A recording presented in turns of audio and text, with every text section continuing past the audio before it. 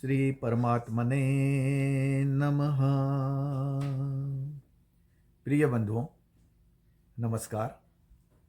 श्रीमद् भगवद गीता के अध्याय 5 पर पिछले वीडियो में श्लोक 17 से श्लोक 22 तक की चर्चा में हमने यह जाना था कि तत्वदर्शी पुरुष अध्यात्म ज्ञान से परिष्कृत दृष्टि से द्वंद्व रहित होकर और सांसारिक विषयों के भोगों से अप्रभावित रहते हुए सब जीवों को एक समान भाव से देखता हुआ ब्रह्म को जानते हुए ब्रह्म में ही स्थित रहता है। वह ब्रह्म की स्थिति को प्राप्त कर लेता है, यानी वह ब्रह्म स्वरूप हो जाता है। वह जानता है कि सांसारिक भोग क्षणिक, अस्थायी, नष्ट होने वाले और अंत में दुख देने वाले होते हैं। आगे के श्लोकों में संख्या 23 से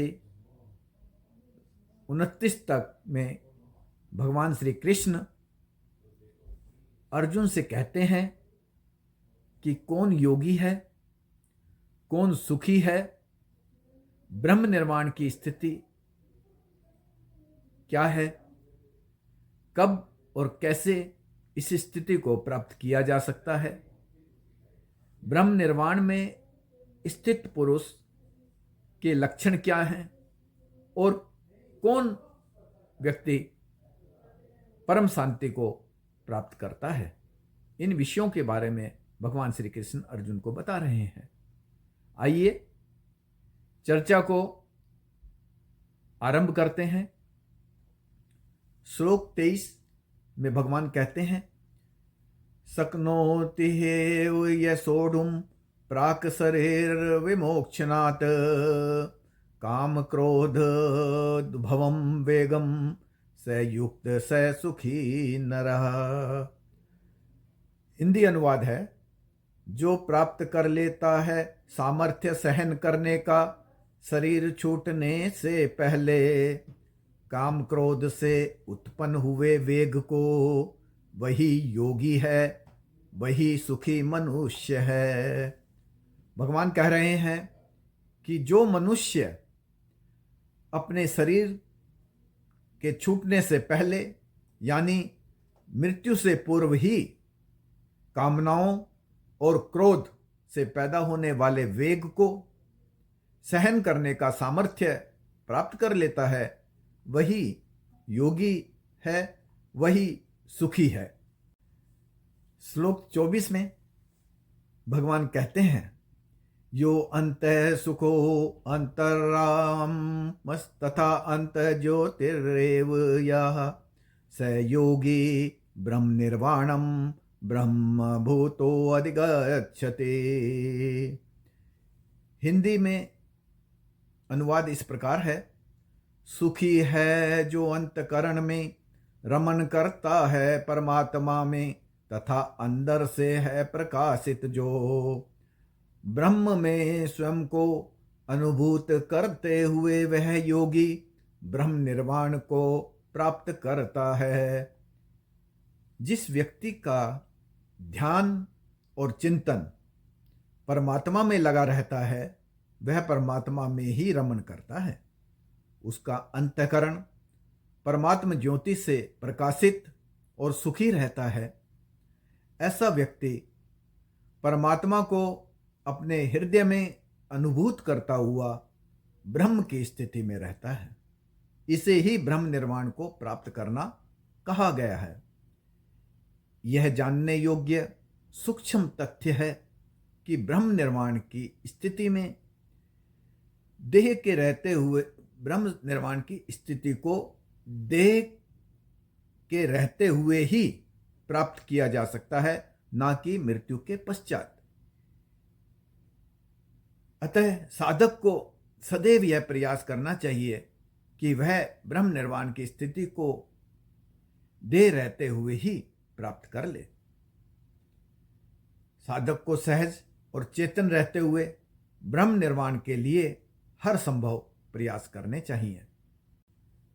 श्लोक 25 में भगवान कहते हैं, लभन्ते ब्रह्म निर्वाणम ऋष्यः छिन्न कल्मषा छिन्न वेदाः यत आत्मनः सर्वभूत हिते रता। हिंदी अनुवाद है, संपूर्ण दोषों का क्षय हो जाने पर ज्ञानी ब्रह्म निर्वाण को प्राप्त होते हैं। संशय मिटाकर सारे रहते हैं सबके हित में रत, वश में करके स्वयं को। ऋषि लोग, ज्ञानी पुरुष, उनके सभी दोषों का क्षय हो जाने पर, संपूर्ण दोषों के मिट जाने पर ही ब्रह्म निर्वाण की स्थिति को प्राप्त करते हैं। ऐसे लोग अपने सभी संशयों को मिटाकर स्वयं को वश में करते हुए सब जीवों के कल्याण के लिए कर्म करते हैं। श्लोक 26 में भगवान कह रहे हैं, काम क्रोध वियुक्ता नाम यतिनाम यत चेतसाम अभितो ब्रह्म निर्वाणम वर्तते विदित आत्म नाम। हिंदी अनुवाद है, जिन योगियों ने अपने मन को जीत लिया है, हो गए हैं काम क्रोध विहीन, रहते हैं सदैव ब्रह्म निर्वाण की स्थिति में, वे साक्षात करके स्वरूप का। इस श्लोक में भगवान ने ब्रह्म निर्वाण की स्थिति को प्राप्त योगियों के लक्षणों के बारे में बताया है, लक्षणों का वर्णन किया है। भगवान कहते हैं कि ऐसे व्यक्ति अपने मन को वश में कर लेते हैं, मन को जीत लेते हैं, वे कामना और क्रोध से रहित हो जाते हैं, अपने स्वरूप का साक्षात्कार करके सदैव उसी स्थिति में यानी ब्रह्म निर्वाण की स्थिति में बने रहते हैं। श्लोक 27 में भगवान कह रहे हैं, स्पर्शान कृत्वा बहिर्बाह्यांश्च चक्षुश्च एवंतरे भ्रवो प्राणापानो समो कृत्वा नासाभ्य अंतरचारिणो। हिंदी अनुवाद है, बाह्य विषयों को छोड़कर बाहर और कर स्थिर चक्षु दृष्टि बाहों के बीच नासिका के अंदर आने जाने वाले प्राण और अपान वायु को सम करके। श्लोक 28 में भगवान कहते हैं, यत इंद्रिया मनोबुद्धिर मुनि मोक्ष परायणा विगत इच्छा भय क्रोधो यह सदा मुक्त एव सा। हिंदी अनुवाद है, जिस मुनि की इंद्रियां मन बुद्धि मोक्ष परायण है, जो इच्छा काम क्रोध से है रहित, वह है सदैव मुक्त। श्लोक 27 और 28 में भगवान श्री कृष्ण मोक्ष चाहने वाले साधकों मुनियों के लिए शरीर और मन से की जाने वाली अपेक्षित क्रियाओं के बारे में बता रहे हैं। भगवान कह रहे हैं कि साधक को बाहर के सांसारिक विषयों पदार्थों के प्रति भोग दृष्टि हटाकर अपनी चक्षु दृष्टि को दोनों भौहों के बीच के स्थान पर स्थिर करते हुए अपनी नासिका, नाक में आने जाने वाली प्राण और अपान वायु की गति को सम रखना चाहिए। शरीर से बाहर जाने वाली वायु प्राण कहलाती है और शरीर के अंदर जाने वाली वायु अपान कहलाती है।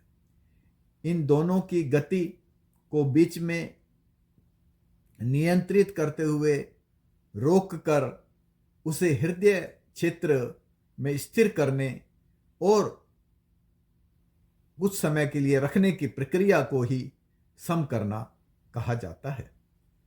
साधक की प्राणवायु इस क्रिया से लंबी और स्थिर बनती है, मन की चंचलता वश में होती है, शरीर स्वस्थ बनता है।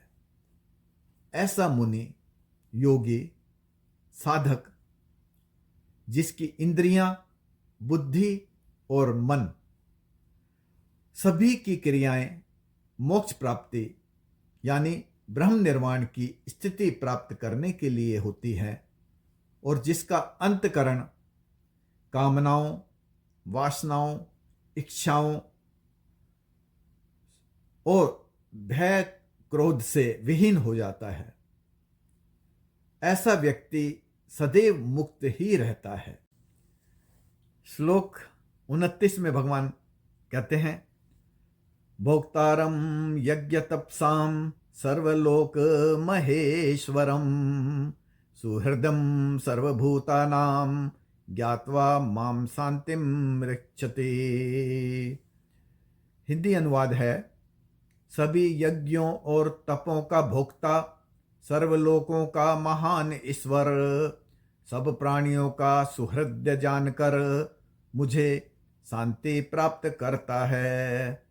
अध्याय 5 में इससे पूर्व के श्लोकों की चर्चा में आया है कि साधन, ज्ञान योग और कर्म योग दोनों ही साधन एक ही लक्ष्य की प्राप्ति कराने में सक्षम है।